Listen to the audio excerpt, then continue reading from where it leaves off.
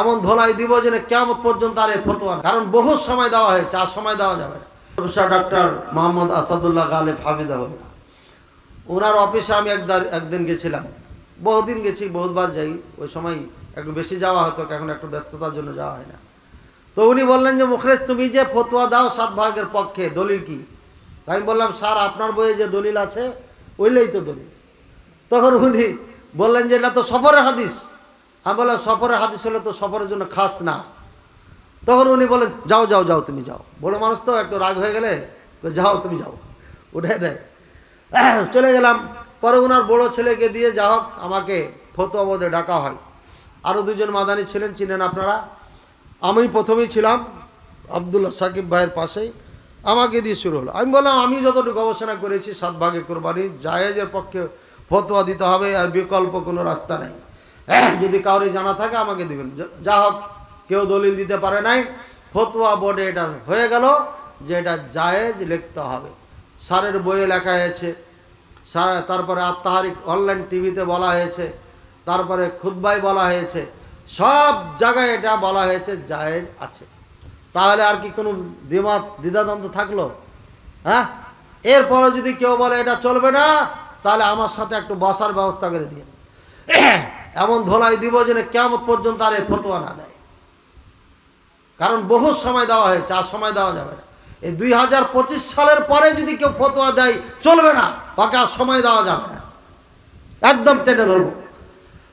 সে যেই হোক না কেন, বিশুদ্ধ একটা নির্ভেজাল মশলাকে ভেজাল লাগাই দিয়েছে, এটা মেনে নেওয়া যাবে না। এতদিন সম্মান শ্রদ্ধা করেছি, আর ওই সময় নেই, এখন নিজে মুরব্বী হয়ে গেছি, কাজে আর সময় দেওয়া যাবে না।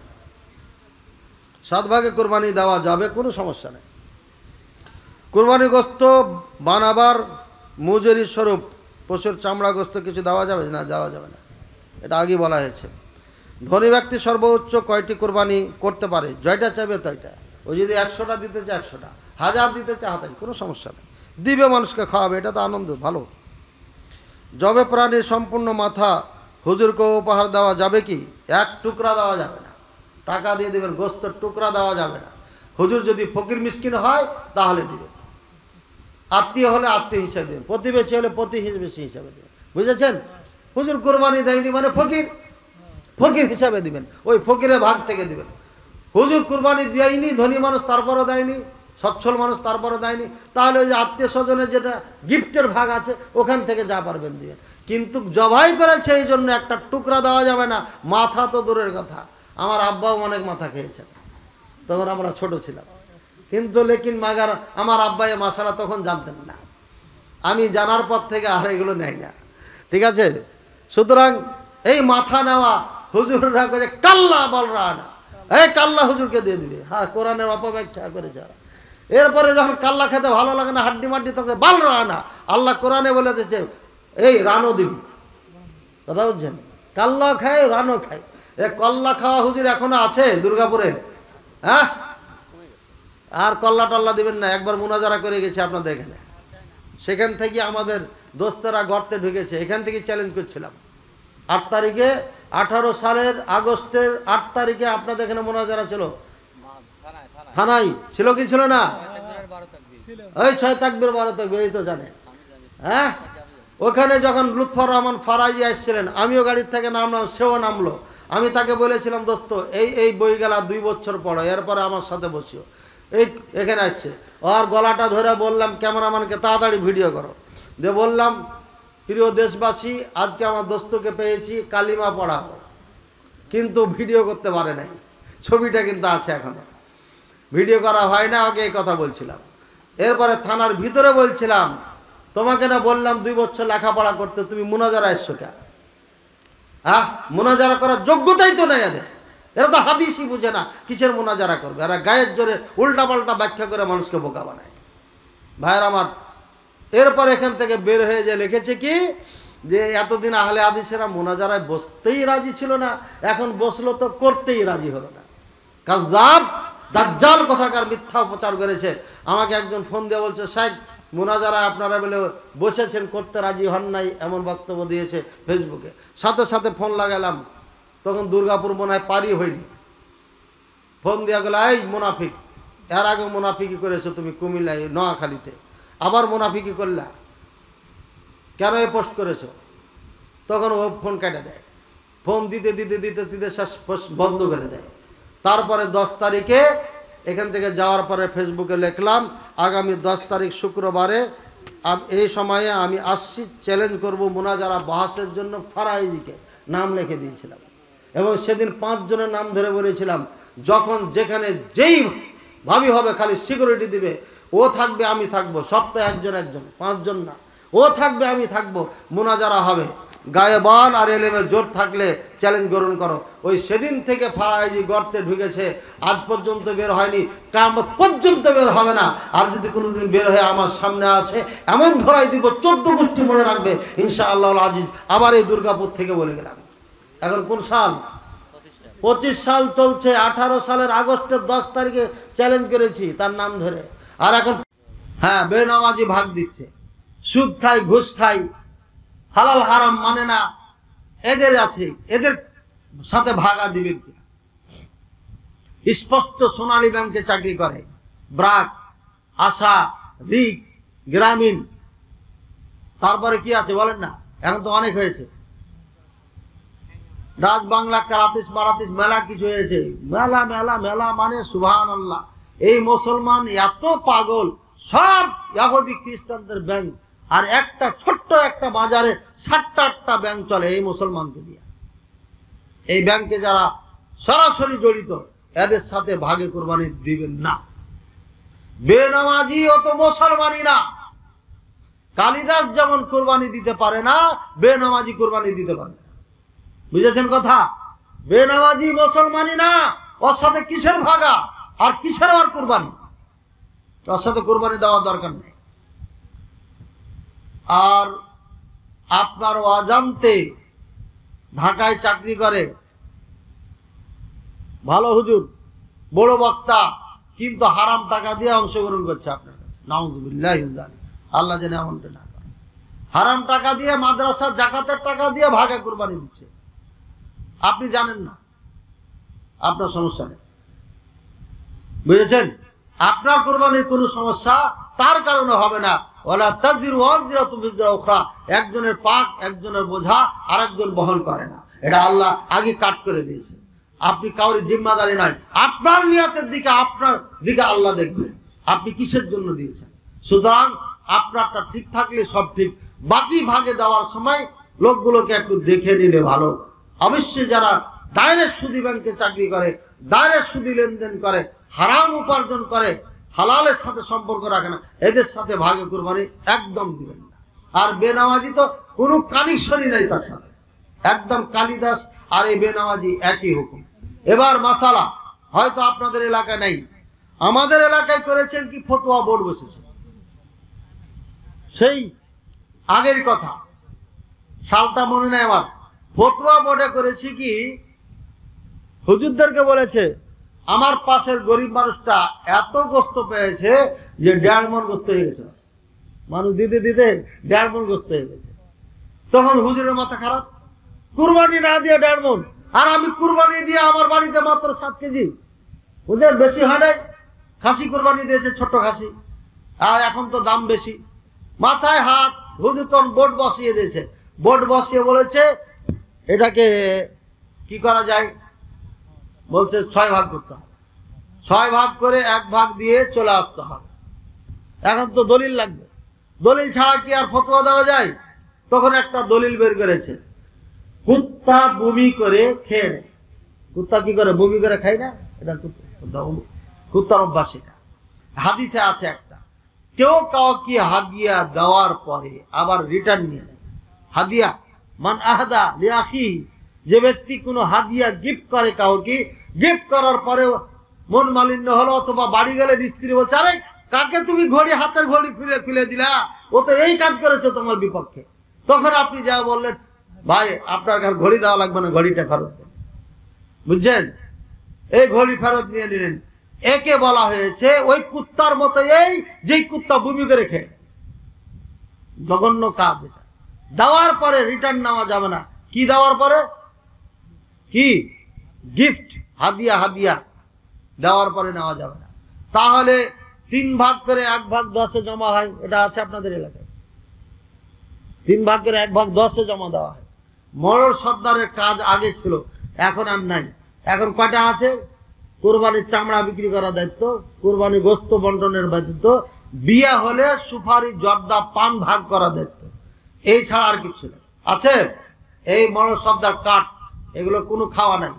সমস্যা মাদ্রাসা নিয়ে হয়েছে, বললাম যে এইটা, আরে উল্টা এরাই বিপক্ষে চলে গেছে। এই মরর সর্দার দিয়া ইসলামের কাজ হবে? সুতরাং কাঠ বললাম যে চলবে না, আপনার হুকুমত আমার উপরে চলবে না, কাট করে দিলাম। 6 ভাগ করে 1 ভাগ কুরবানি গোস্ত জমা দিয়ে ফেরত নেওয়া হয় নাকি দিয়ে চলে আসা হয়, এই নিয়ম চালু করলে পারে আপনার সাথে আমার কাট কোনো সম্পর্ক নেই, কুরবানি আপনার সাথে হবে না। ভাইয়ের আমার এই ফতোয়া দেওয়ার পরে বিশাল বড় মাদ্রাসা বিশাল বড় ওলামায়ে কেরামের বোর্ড থেকে এটা যখন হয়ে গেল, গোটা বাংলাদেশের ছাত্র এই মাদ্রাসায় পড়ে, গোটা বাংলাদেশ ছড়িয়ে গেছে। ঠাকুরগাঁ, দিনাজপুর, গাইবান্ধা, বগুড়া এই ফতোয়া চলছে। আমি ওই ফতোয়া বোর্ডের ওই টেবিলে বসে বলেছিলাম, এটা কোথায় পাইলেন? বলছে ওই যে হাদিস। আমি বলে ওটা হাদিয়া, গিফট করার কথা হাদিসে বলা হয়েছে। আর আমরা যে 10-এর কাছে জমা দিই, এটা হাদিয়া না, এটা জমা করি। শব্দটাই জমা ব্যবহার হয়। এই 10-এর গোস্ত জমা দিয়াই বলি না বাচ্চাকে, জমা দিয়ে আসি, মানে এটা গিফট করি নাই। আর মাথার মধ্যে এটা আছে, আবার যে বেঁচে যাবে এটা আবার ভাগ হবে, এই ভাগের একটা অংশ আমি পাবো। তাহলে এই যে দান করতে বললেন, আবার রিটার্ন নিচ্ছেন যে, ঠিক আছে কুকুরের সাথে তুলনা হলো না, কিন্তু রিটার্ন যে নিচ্ছেন, হ্যাঁ রিটার্ন নেওয়ার দরকার আছে। কেন? আমার একটা আত্মীয় আছে, নাটোরে বসবাস করে, গরিব মানুষ, কুরবানি দিতে পারে নাই। আজকে পৌঁছানো যাবে না কুরবানির দিন, ওটা নিয়ে জাল দিয়ে পাক করে রেখে দেবো, কালকে দিয়ে আসবো। ফ্রিজ নাই, আর ফ্রিজের যুগ এখন তো কথাই নাই। ফ্রিজে রেখে দিয়ে 20 দিন, 2 মাস পরে, 10 মাস পরে যে তাকে দিয়ে আসা যাবে। যাবে না, যাবে না। এই গোস্তটা নিবেন, আপনার জন্য 100% বৈধতা রয়েছে, কারণ ওই হাদিসের সাথে এটার কোনো সম্পর্ক নাই। বুঝেছেন না বোঝেন নাই? আমি ওই টেবিলে বসেছিলাম, আপনাদের এই ফটোয়া উদ্ধ করেন, আর নাহলে আমি বিদ্রোহ ঘোষণা করব। তারপরে আলহামদুলিল্লাহ উদ্ধ করেছেন। কিন্তু যারা তার ভক্ত ছিলেন তারা এটাকে আর পারে নাই যে আমাদের বড় হুজুরে ফতোয়া দিয়েছে। ভাইয়ের আমার, সময় সুযোগ হলে পরে ওই এলাকায় এবার ফতোয়া দিব। আর আজকে ফতোয়া দিচ্ছি, যারা 6 ভাগ, 7 ভাগ, 8 ভাগ করে 10-এ জমা দিয়ে চলে আসেন, তাদের কুরবানি হবে না, হবে না, হবে না, হবে না। এই জন্য হবে না, কুরবানির মধ্যে আপনি নতুন ফতোয়া দিয়ে নতুন আবিষ্কার করেছেন ধর্ম, যেটা কোরআনে নাই, হাদিসে নাই, সমাজে নাই। এটা আপনি নতুন ফতোয়া দিয়েছেন, নিজের মন গড়া ফতোয়া, যেটা সুন্নাহ বিরোধী ফতোয়া। আপনার যুগ যুগ ধরে রাসূলুল্লাহ সাল্লাল্লাহু আলাইহি ওয়াসাল্লামের চলে আসা সুন্নাতকে প্রত্যাখ্যান করেছেন, আপনি কবর দিয়ে নিজের সুন্নাত চালু করেছেন। এই জন্য এই কুরবানি আপনার ক্যান্সেল হবে না। বুঝেছেন না বুঝেন না? তবে 3 ভাগ করে যেটা দায় চলছে, এটা চলতে পারে। যদি মনে করেন এখানে না দিয়ে আমি বেশি ভালো পারবো, তাহলে আপনি ওটা করেন, সমস্যা নেই। কুরবানিগুলো দেওয়ার চেষ্টা করবেন বাড়িতে, বাচ্চারা বড় আনন্দ পায়, পায় না? আমাদের সমাজে আছে, কুরবানি ধরে টানতে টানতে নিয়ে চলে হলো আম বাগানে, ওখানে মহিলারা যেতে পারে, সব বাচ্চা যেতে পারে না, একটা আনন্দই নষ্ট হয়ে যায়। আরে কুরবানি দিচ্ছেন আল্লাহর জন্য, আপনি 10 তলা বিল্ডিং এর উপরে কুরবানি দিলেও তো আপনাকে কেউ ঠকাইতে পারবে না। কিন্তু আপনি যদি চোর হন, ওখান থেকেও চুরি করবেন। হ্যাঁ, কসাই ভাইয়েরা বলে যে হুজুর আজকে গোস্ত দিচ্ছি, যদি পছন্দ না হয় এরপরে আপনি নেন না। নেওয়ার পরে যা দেখি সব হাড্ডি আর কি কি দিয়েছে, খাওয়া যায় না, ফেলে দিতে হয় হাফ কেজি। বুঝছেন? চরব দেয় তা তো হয়, কোথার থেকে কি যে দিয়েছে ওগুলো খাওয়াই যায় না, মাথা কান নাক দিয়ে দিয়েছে। ভাইয়ের আমার নিজের বাজারে আমি গোস্ত কিনতে পারি না, কসাই এত খারাপ। আল্লাহু আকবার। কুরবানি জবাই করার জন্য তাদেরকে ডেকেছি, কোন তালে যে গোস্ত চুরি করে, চামড়ার ভিতরে গোস্ত রেখে দিয়েছে, চাকু দিয়ে ওটা উঠাই নেন, চামড়া বের করেন, 7 কেজি গোস্ত, চামড়ার ভিতরে 7 কেজি গোস্ত লুকিয়ে রেখেছে। চোরের বাচ্চা চোর, কুরবানির দিনে চুরি করে। এগুলা কসাই জান্নাতে যাবে? তাদের ধর্মকর্ম কিচ্ছু নাই, খালি ধোকা দেয়। ভাই গোস্ত আলাদা করে দাম নেন আপনি, 750 জায়গাতে 1000 টাকা দাম নেন আপনি, ফ্রেশ গোস্ত দেন, আমি ফ্রেশ গোস্ত চাই। আপনি হাড্ডি আলাদা বিক্রি করেন, যেমন সৌদি আরবে করে, উন্নত দেশে করে এগুলো। গোস্ত আলাদা, হাড্ডি আলাদা, নাড়ি ভুঁড়ি আলাদা।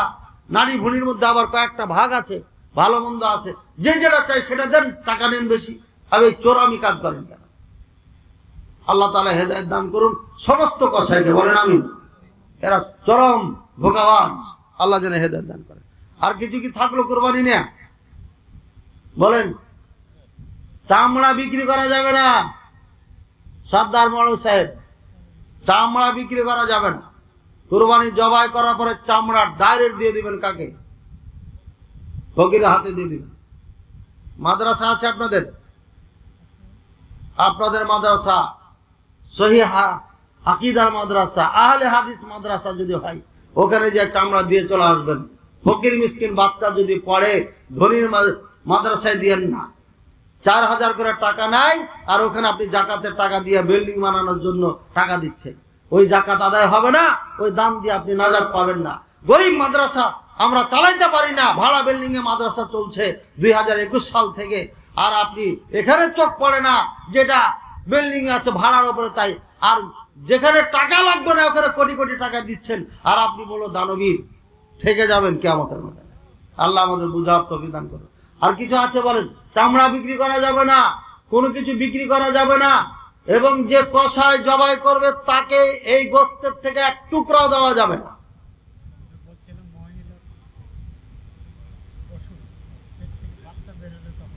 হ্যাঁ, সুন্দর একটা কথা। আমার একটা নোট আছে, কিন্তু ওই যে দেখলাম না লাইন ধরে, সময় শর্টের কারণে। কুরবানি করাই করেছেন, কুরবানি করাই করে পেটে দেখেন বাচ্চা, ঠিক আছে? এই বাচ্চা সহ গরু যে জবাই করেছেন, বাচ্চা হালাল। আমি সৌদি আরবে যখন ছিলাম তখন এই মিনাতে মদিনা বিশ্ববিদ্যালয় থেকে কিছু মুফতি নেওয়া হয়, এই কোরবানি চলবে কিনা খালি এটা দেখাই দিবে। তো এই মুফতিদের মধ্যে আমি একজন ছিলাম, আলহামদুলিল্লাহ। তো এখানে দেখলাম যে একটা দুম্বার ভিতরে বাচ্চা, আর এই বাচ্চাটাকে নিয়ে কাড়াকাড়ি লাগাই দিল কাসায়। আরে কি, আমাদের ওখানে ছিচি করে ফেলে দেয়, আর এরা কাড়াকাড়ি করতেছে এটা খাওয়ার জন্য। সবাই ওই বলছে আমাকে দাও, ও বলছে আমাকে দাও, মানে মজা করে খায়। ওটা হালাল।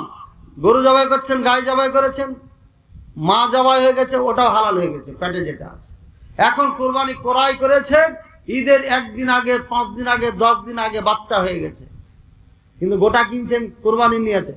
বাচ্চা সহ জবাই করতে হবে, বাচ্চা সহ রেখে দেওয়া যাবে না। তবে একটা সুযোগ আছে, এই মা আর বাচ্চা বিক্রি করে এর থেকে ভালো কিছু নিতে যদি চান তাহলে হবে। মানে নিচে আনা যাবে না, উপরে যেতে হবে। দাম হয়েছে 1 লাখ টাকা, আপনি আরো 5000 যোগ দিয়ে ভালো করাই করেন, তাহলে আপনি এটা বদলাইতে পারবেন, তাছাড়া বদলানো যাবে না। ভালো দিয়ে বদলাইতে চাইলে বদলাইতে পারবেন, এছাড়া বদলানো যাবে না। মা বাচ্চা দুটাইকেই জবাই করতে হবে। এই কথাটা কাট করে ফের আবার বলছে মা বাচ্চা দুটাকে জবাই করতে বলছে হুজুর। কিন্তু কিসের মা বাচ্চা? কুরবানির মা বাচ্চাকে বললাম, ওটা আবার মানুষে লাগিয়ে দিবে। খুবই বিপদে আছে আমরা। হ্যাঁ, ইউটিউবারদের নিয়ে বড় বিপদ, তো সাবধান থাকেন। এই জন্য বুঝেছেন মশালা, এটা হালাল। এই বাচ্চা ফেলে দিবেন না, এটা খেয়ে নিবেন। আর কি বলেন? হ্যাঁ, যদি জন্ম হয়ে যায় তাহলে জবাই করতে হবে, আর যদি মায়ের পেটি থাকে তাহলে আর জবাই করতে হবে না। হ্যাঁ, এটা হালাল, পুরা হালাল। ওই যে মা জবাই হয়েছে ওটাও জবাই হয়ে গেছে, ওটাও হালাল হয়ে গেছে। আর যদি মার পেট থেকে বের হয়ে যায় জবাই করার আগে, তাহলে বাচ্চাকেও জবাই করতে হবে, ঠিক আছে? জবাই করবেন কি করে? বিসমিল্লাহি আল্লাহু আকবার, আল্লাহুম্মা হাদা মিনকা ওয়া লাকা, আল্লাহুম্মা